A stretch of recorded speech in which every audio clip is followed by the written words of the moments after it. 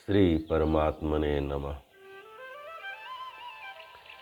जय राम, श्री राम, जय जय राम। श्री वाल्मीकि रामायण बालकांड चतुर्दश सर्ग। महाराज दशरथ के द्वारा अश्वमेध यज्ञ का सांगोपांग अनुष्ठान। इधर वर्ष पूरा होने पर यज्ञ संबंधी अश्व भूमंडल में भ्रमण करके लौट आया। फिर सरयू नदी के उत्तर तट पर राजा का यज्ञ आरंभ हुआ। महामनस्वी राजा दशरथ के उस अश्वमेध नामक महायज्ञ में ऋष्यशृंग को आगे करके श्रेष्ठ ब्राह्मण यज्ञ संबंधी कर्म करने लगे। यज्ञ कराने वाले सभी ब्राह्मण वेदों के पारंगत विद्वान थे, अतः वे न्याय तथा विधि के अनुसार सब कर्मों का उचित रीति से संपादन करते थे और शास्त्र के अनुसार किस क्रम से किस समय कौन सी क्रिया करनी चाहिए इसको स्मरण रखते हुए प्रत्येक कर्म में प्रवृत्त होते थे।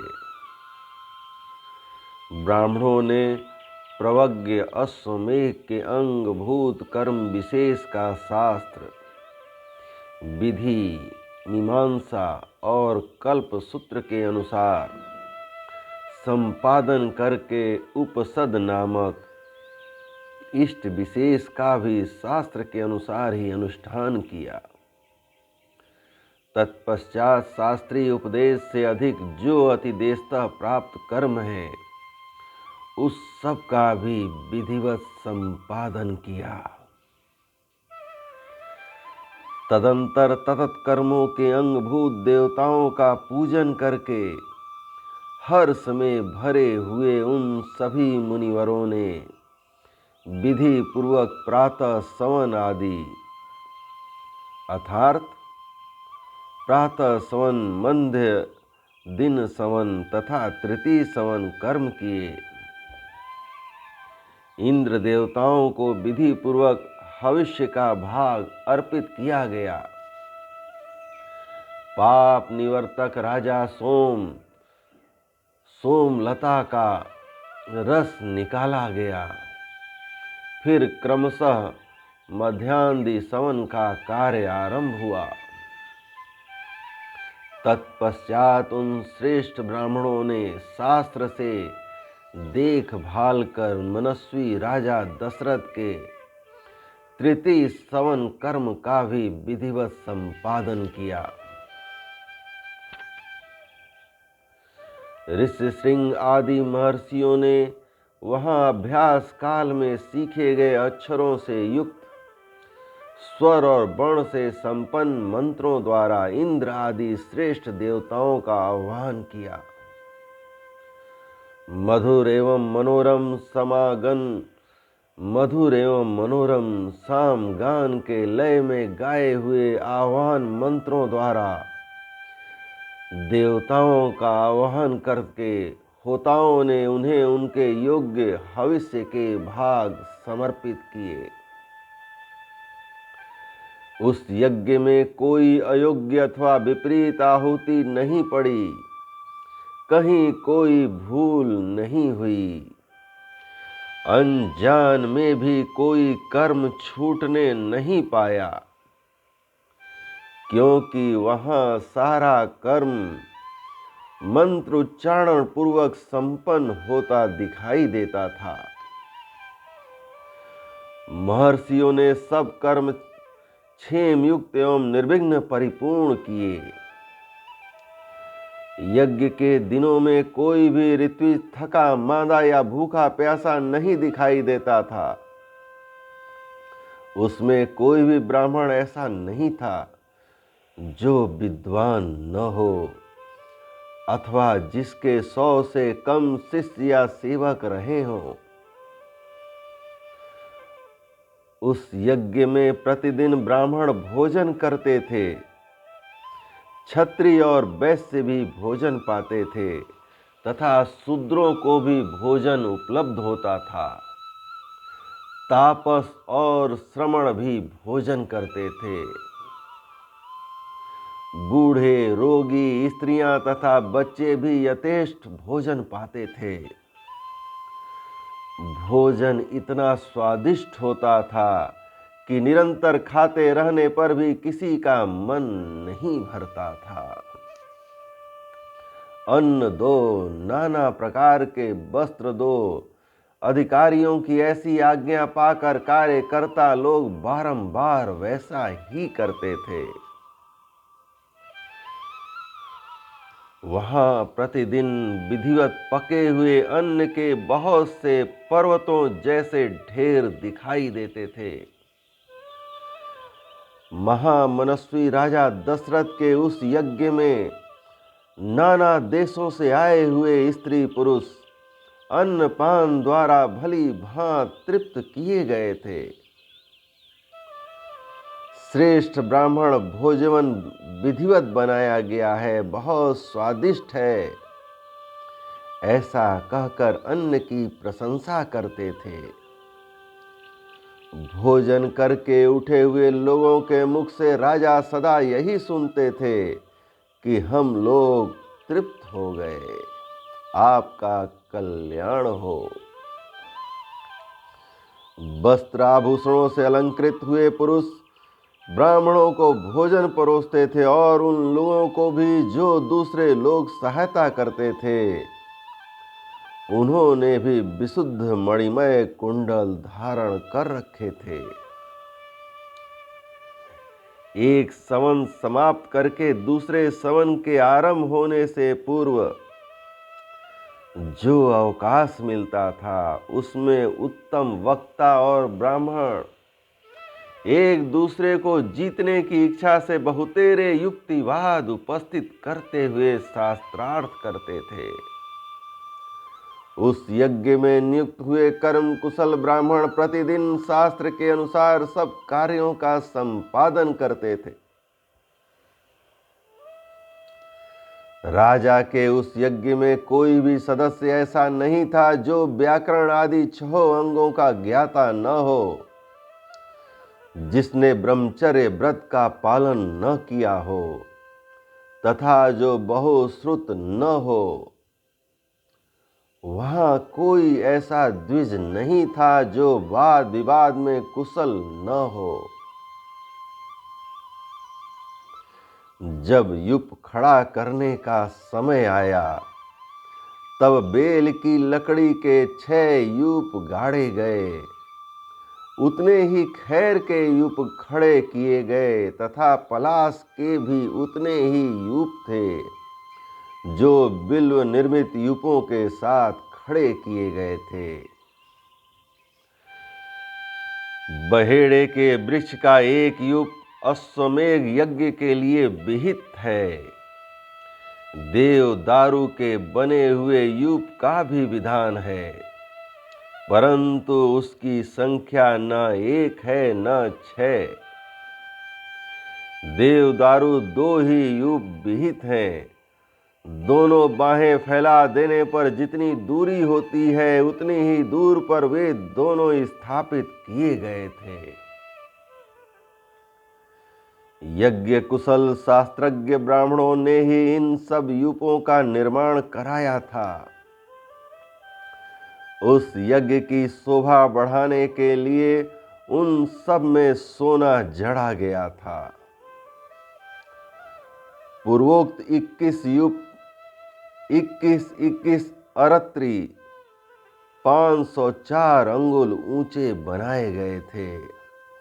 उन सबको पृथक पृथक 21 कपड़ों से अलंकृत किया गया था। कारीगरों द्वारा अच्छी तरह बनाए गए वे सभी सुदृढ़ यूप विधि पूर्वक स्थापित किए गए थे। वे सब के सब 8 कोणों से सुशोभित थे। उनकी आकृति सुंदर एवं चिकनी थी। उन्हें वस्त्रों से ढक दिया गया था और पुष्प चंदन से उनकी पूजा की गई थी। जैसे आकाश में तेजस्वी सप्तर्षियों की शोभा होती है, उसी प्रकार यज्ञ मंडप में दीप्तिमान यूप सुशोभित होते थे।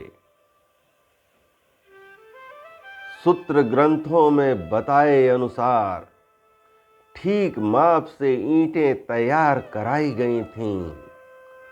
उन ईंटों के द्वारा यज्ञ संबंधी शिल्प कर्म में कुशल ब्राह्मणों ने अग्नि का चयन किया था। राजा सिंह महाराज दशरथ के यज्ञ में चयन द्वारा संपादित अग्नि की कर्म कांड कुशल ब्राह्मणों द्वारा शास्त्र विधि के अनुसार स्थापना की गई। उस अग्नि की आकृति दोनों पंख और पुच्छ फैलाकर नीचे देखते हुए पूर्वाभिमुख खड़े हुए गरुड़ की सी प्रतीत होती थी। सोने की ईंटों से पंख का निर्माण होने से उस गरुड़ के पंख स्वर्णमय दिखाई देते थे। प्रकृत अवस्था में चित्त अग्नि के 6 प्रस्तार होते हैं, किंतु अश्वमेध यज्ञ में उसका प्रस्तार 3 गुना हो जाता है। इसलिए वह गरुणाकृत अग्नि 18 प्रस्तारों से युक्त थी। वहां पूर्वोक्त यूपों में शास्त्र विहित पशु, सर्प और पक्षी विभिन्न देवताओं के उद्देश्य से बांधे गए थे। सामित्र कर्म में यज्ञीय अश्व तथा कूर्म आदि जलचर जंतु जो वहां लाए गए थे, ऋषियों ने उन सबको शास्त्र विधि के अनुसार पूर्वोक्त यूपों में बांध दिया। उस समय उन यूपों में 300 पशु बंधे हुए थे तथा राजा दशरथ का वह उत्तम अश्वरत्न भी वहीं बांधा गया था। रानी कौशल्या ने वहां प्रोक्षण आदि के द्वारा सब ओर से उस अश्व का संस्कार करके बड़ी प्रसन्नता के साथ 3 तलवारों से उसका स्पर्श किया। तदंतर कौशल्या देवी ने सुस्थिर चित्त से धर्म पालन की इच्छा रखकर उस अश्व के निकट एक रात निवास किया। तत्पश्चात होता अर्धवयु और उद्गाता ने राजा की क्षत्रिय जाति महिषी कौशल्या, वैश्य जाति स्त्री बावाता तथा शूद्र जाति स्त्री परिवृत्ति, इन सब के हाथ से उस अश्व का स्पर्श कराया। इसके बाद परम चतुर जितेंद्रिय ऋत्विक ने विधि पूर्वक अशकनंद गूदे को निकालकर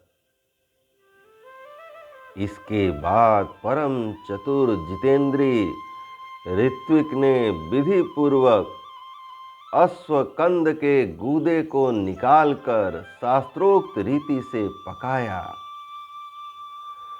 तत्पश्चात उस गूदे की आहुति दी गई।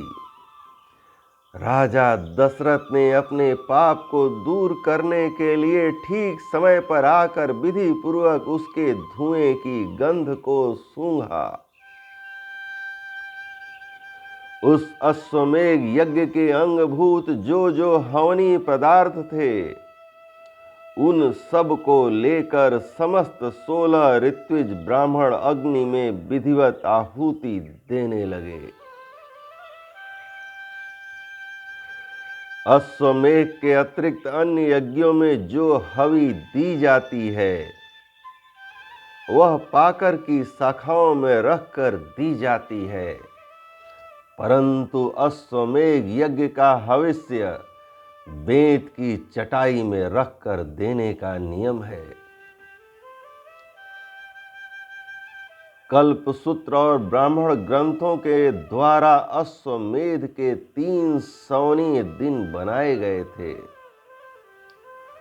उनमें से प्रथम दिन जो सवन होता है उसे चतुष्टोम अग्निष्टोम कहा गया है। द्वितीय दिवस सांध्य सवन को उक्त तथ्य नाम दिया गया है तथा तीसरे दिन जिस सवन का अनुष्ठान होता है उसे अति रात्र कहते हैं। उसमें शास्त्रीय दृष्टि से विहित बहुत से दूसरे क्रतु भी संपन्न किए गए। ज्योतिष्टोम आयुष्टोम यज्ञ 2 बार, अतिरात्र यज्ञ 5वां अभिजीत, 6ठा विश्वजीत तथा 7वें 8वें आंतोर्याम, ये सब के सब महाक्रतु माने गए हैं, जो अश्वमेध के उत्तर काल में संपादित हुए। अपने कुल की वृद्धि करने वाले राजा दशरथ ने यज्ञ पूर्ण होने पर होता को दक्षिणा रूप में अयोध्या से पूर्व दिशा का सारा राज्य सौंप दिया। अधरयु को पश्चिम दिशा तथा ब्रह्मा को दक्षिण दिशा का राज्य दे दिया।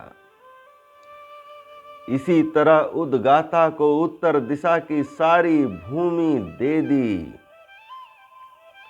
पूर्व काल में भगवान ब्रह्मा जी ने जिसका अनुष्ठान किया था उस अश्वमेध नामक महायज्ञ में ऐसी ही दक्षिणा का विधान किया गया है।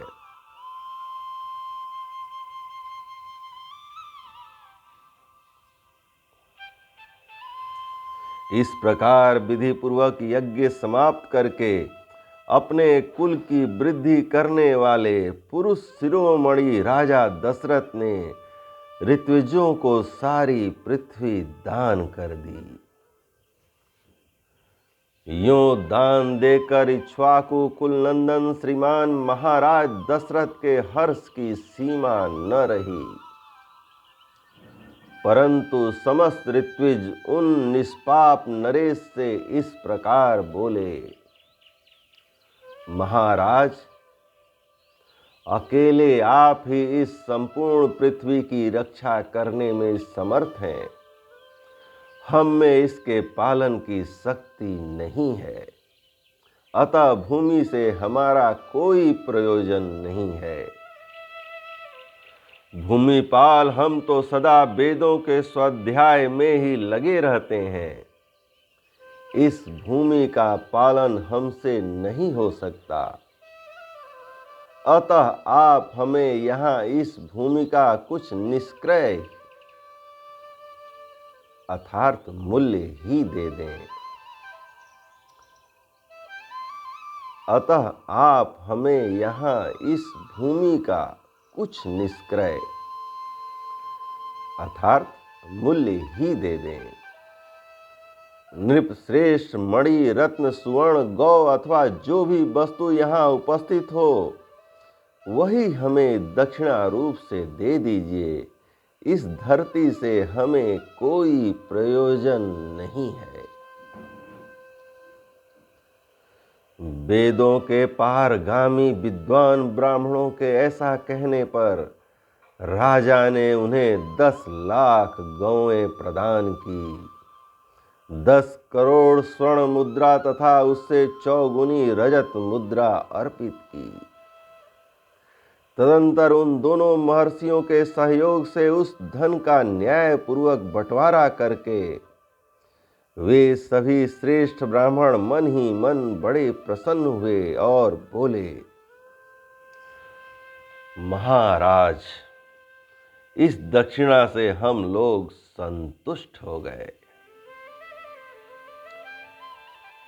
इसके बाद एकाग्रचित्त होकर राजा दशरथ ने अभ्यागत ब्राह्मणों को 1 करोड़ जाम्बुनद स्वर्ण की मुद्राएं बांटी। सारा धन दे देने के बाद जब कुछ नहीं बच रहा, तब एक दरिद्र ब्राह्मण ने आकर राजा से धन की याचना की। उस समय उन रघुकुल नंदन नरेश ने उसे अपने हाथ का उत्तम आभूषण उतार कर दे दिया।